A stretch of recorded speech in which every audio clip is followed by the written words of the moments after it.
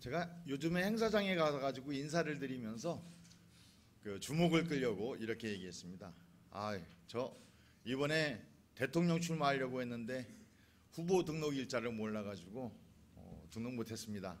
이렇게 쳐다보시면서 웃어주시더라고요. 그러면 제가 명함을 드리면서 박재영 의원입니다. 이렇게 인사를 드리거든요. 근데 어느 분이 그러시더라고요. 명함을 딱 드리니까 아이고 박 의원님 대통령이 얼마나 힘들고 복잡한데요. 그거 하지 마세요. 여주시장 하세요. 이러시더라고요. 시장님, 시장도 되게 머리 아프시겠어요.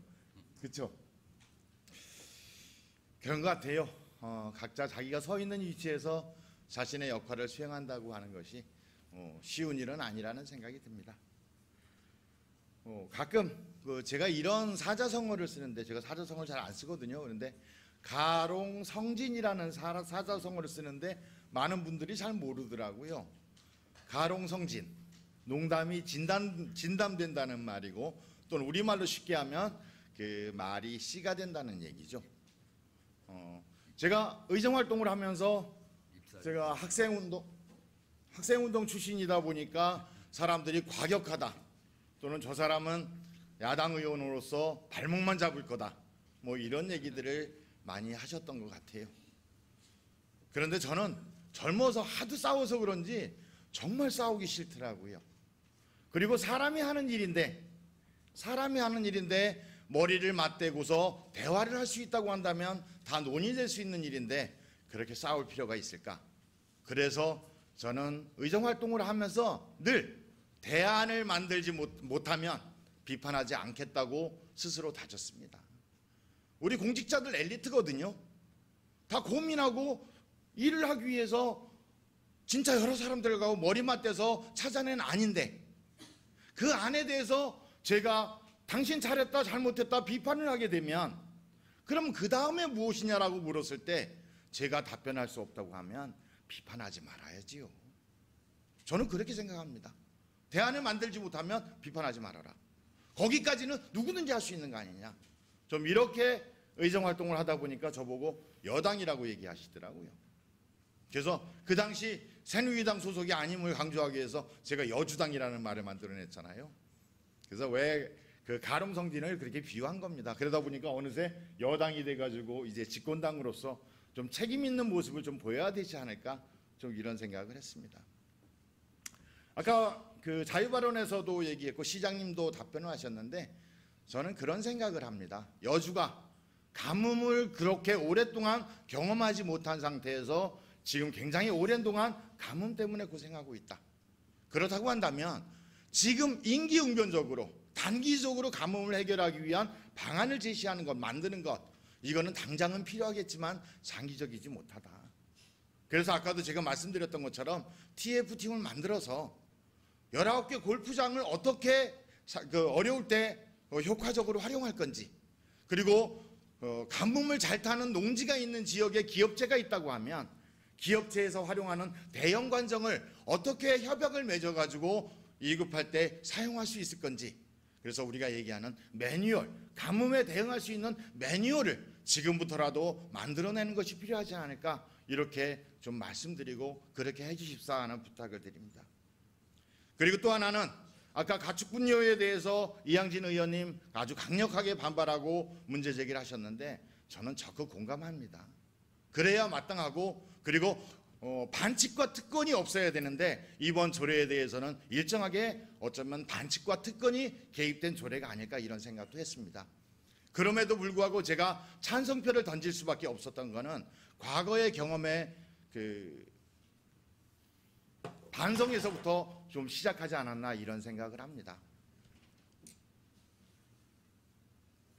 과거에 노무현 정부 때요.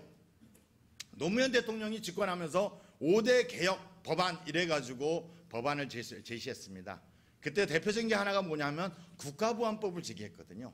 국가보안법 제기하면서 뭐라 그랬냐면 국가보안법을 칼집에 꽂아서 박물관으로 보내야 할 법이다 이렇게 얘기했습니다. 그 당시 워낙 사회적 분위기가 국가보안법을 폐지할 분위기였기 때문에 누구도 저항하지 못했는데 그때 한나라당에서 그에 대해서 반대를 했죠.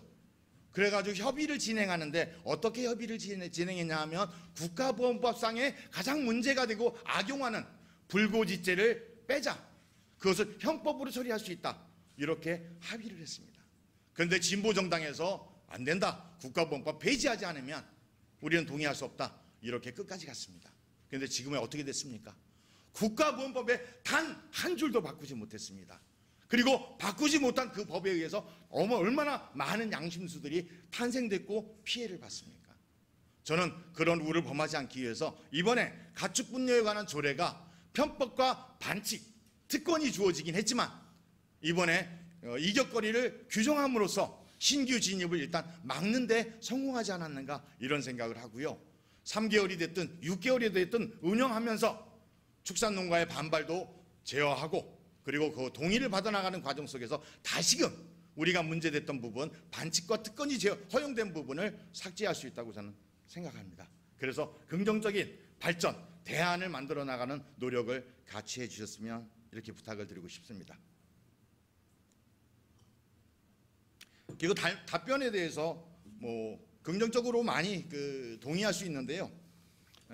제가 지금 질문하는 거는 오늘 답변해 주지 마시고요. 한 달 안에 저한테 문서로 좀 제출해 주시기를 부탁드리겠습니다. 어느 점이 부족하냐 하면 기간제 근로자, 저는 기간제 노동자라고 표현하는데 왜? 우리나라 고용 노동부거든요. 고용 근로부 아닙니다. 그래서 기간제 노동자의 무기계약직 전환에 대해서 성심성의껏 노력은 하셨는데 문제가 어디에 있냐면 지금 106명이 기간제 노동자라고 되어져 있는데 106명에 대한 분석이 빠져 있습니다. 106명 중에서 상시 노동을 해야 되고 우리 시에서 필요로 하는 부분이고 1년마다 반드시 그 부분을 고용해야 한다고 하면 그 부분이 몇 명인지 그리고 나머지는 정말 이거는 계절적 계약을 맺어야 되는 거니까 이거는 무기계약으로 전환시킬 수 없다. 이렇게 좀 구분해서 무기계약직으로 전환할 수 있는 노동자가 몇 명인지 그리고 연차적으로 어떻게 전환할 건지를 좀 구체적으로 제시해 주기를 부탁드리겠습니다.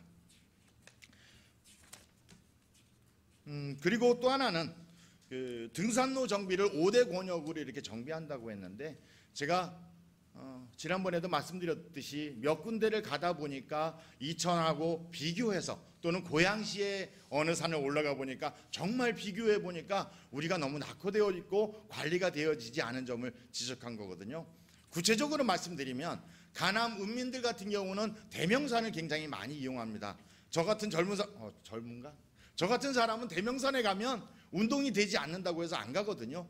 야트막하고 굉장히 땀도 많이 안 나고 그런데 일반 나이가 많은 어르신들은 그 대명산을 자주 이용합니다. 근데 가다 보면은요 그 벤치도 부서져 있고 그 다음에 운동 시설도 이렇게 갖춰졌는데 다 망가져 있고 방치되다시피 하고 있거든요. 그래서 그러한 부분을 좀 세심하게 살펴서 한번 좀 점검해 주면 좋겠다.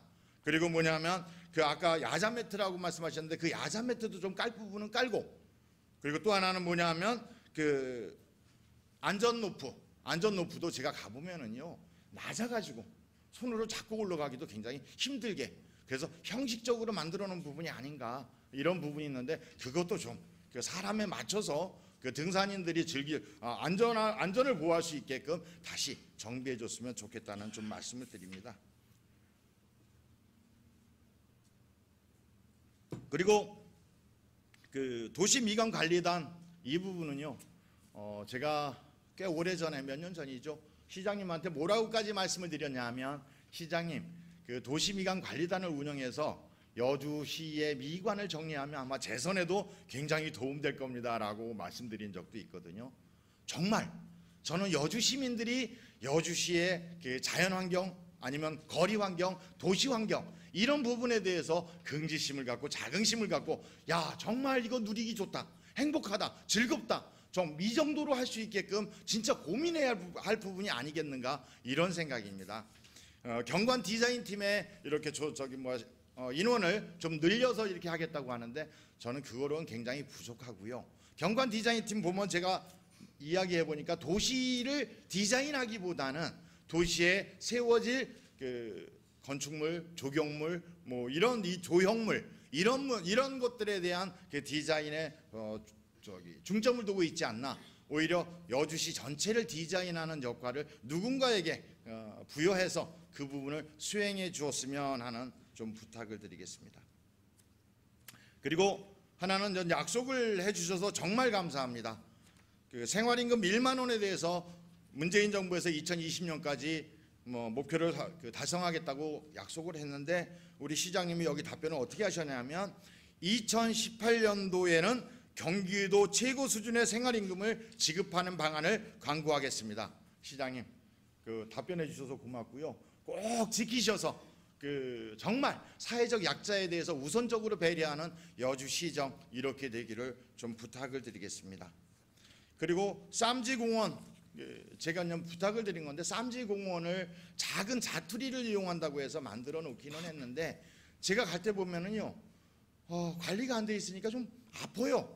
자풀도 자라고 나무는 심어 놓기는 했는데 말라 죽고, 그리고 제가 이제 지난번에 노무현 대통령 묘소 이렇게 갔다 와서 좀 말씀드린 것처럼 나무 그늘을 좀 이렇게 크게 해가지고 시민들이 지나가면서 그 벤치에 앉아서 쉴 수 있게 이렇게 좀 배려해야 되는데 그런 부분도 좀 많이 떨어져 있다. 그래서 어떻게 하면 시민들이 만들어 놓은 쌈지공원 땅과 비용을 들여서 만들어 놓은 거를 어떻게 최대한 활용할 수 있게 해드릴 수 있을까, 이런 부분에서 고민하는 계획을 좀 제출해 주셨으면 좋겠습니다.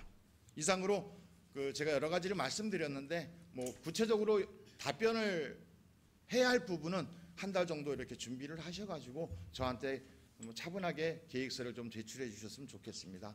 그리고 아까 이상춘 부의장님께서 말씀하시기를 답변이 미리 안 나와가지고 급하게 보충 질문을 준비했다고 하는데 저는 방법론에 문제가 있다고 생각합니다.